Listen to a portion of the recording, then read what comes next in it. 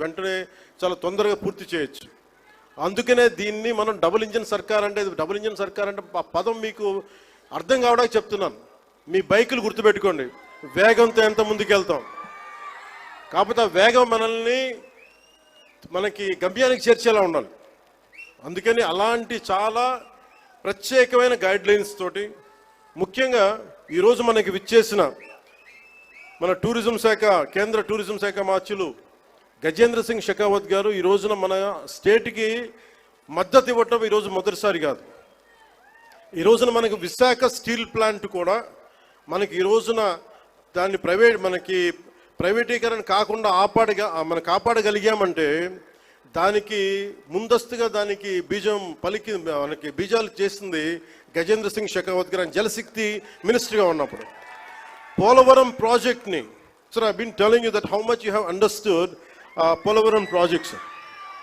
అంటే పోలవరం ప్రాజెక్ట్ ఆయన మనకున్న, అంటే నిజంగా చెప్పాలంటే నాకు కూడా అంత డీటెయిల్డ్గా నేను అర్థం చేసుకోలేనేమో, కానీ ఆయన being a public servant, former public servant, ఆయన అర్థం చేసుకొని పోలవరం ప్రాజెక్ట్ని వెంటనే దాన్ని వర్క్ చేసి పెడితే, దానికి కావాల్సిన వర్క్ చేసి పెడితే ఈ రోజున ప్రైవేటీకరణ ఆకుండా ఉందంటే దానికి ఆయన వేసిన నాంది అంత బలమైంది.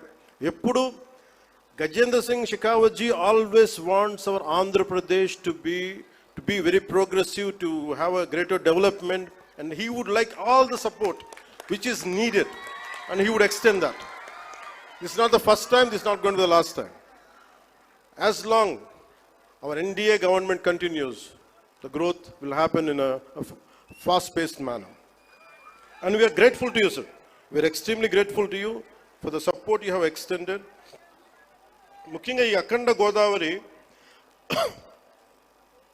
ఈ హ్యావ్లాక్ బ్రిడ్జ్లో కానీ ఇదే రివర్ ఫ్రంట్ అని చెప్తా ఉన్నాం మనం. ప్రత్యేకించి మనకి 974 కిలోమీటర్ల కోస్తా తీరం, కృష్ణా నదీ తీరం, గోదావరి, ఇంకా మన మన ఆంధ్రాకి వెళ్తే అనేక చిన్న చిన్న నదులు, నాగావళి, వంశధార, ఇట్లాంటి అన్నింటిలో కూడా ఎప్పుడు నదీ పరివాహక ప్రాంతాల్లో ఎక్కువ మనకి రివర్ ఫ్రంట్ ఉంటుంది. అంటే మనం ఒడ్డును కూర్చొని చూడగలిగే పారుతుంటే దాన్ని మిగతా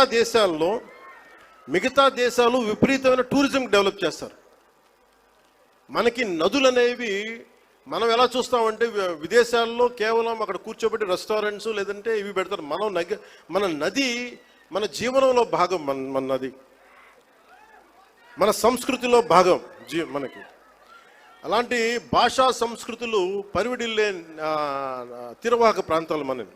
అందుకని వీటిని ముఖ్యంగా మనం కూర్చున్న పుష్కర్ ఘాట్లు డెవలప్ చేయడంతో పాటు ముఖ్యంగా మన కళలు, వీటి మొత్తం చూస్తే దాదాపు అక్కడ మనకున్న షాప్స్ పెట్టడం కానీ, మన సంస్కృతికి సంబంధించిన షాప్స్ కానీ ఇవన్నీ పెట్టడానికి చాలా బలమైన ప్రణాళిక చేశారు. ఇది మీకు ఇన్ డీటెయిల్ మీకు తెలుస్తూ ఉంటుంది. అలాగే ఇది ఒక్కటే కాకుండా మనకి అన్నవరం కానీ, గండికోట కానీ, అలాగే మళ్ళీ కూర్చోబెట్టి మనకి ఈ శ్రీశైలం, కందులు దుర్గేష్ గారి నాయకత్వంలో ఆయన విదేశాలకు కూడా వెళ్ళారు. ఇక్కడి నుంచి వియత్నాం వెళ్ళి ప్రత్యేకించి మన బుద్ధ భగవానికి సంబంధించిన అవశేషాలని ఆయనకి అందజేయడం జరిగింది.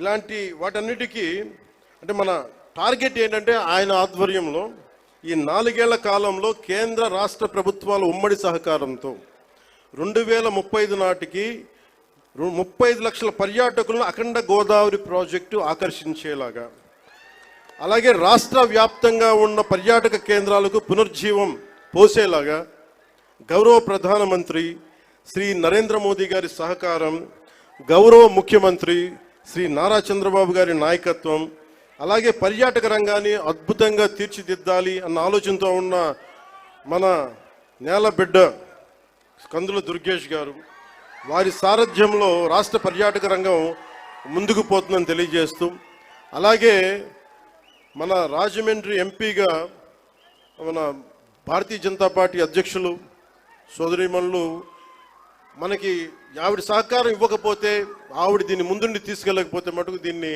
మెటీరియలైజ్ చేయడం కష్టం. ఎందుకంటే ఇన్ని పనుల మధ్యలో మన పనిని చెప్పడానికి చాలా తిరగాల్సి వస్తుంది.